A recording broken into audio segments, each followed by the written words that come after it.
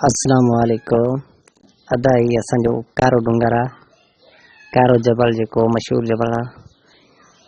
ये जेको नंदी दिसचे पईस, इहा नंदी तीरार नंदी आ।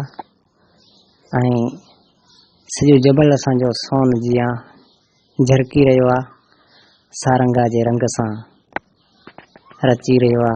इहो आहे कारो जबल, पच्छम वारो जबल। अस्सलाम वालेकुम। अदा ही असंजो कारो डूंगर आ, कारो जबल जेको मशहूर जबल आ।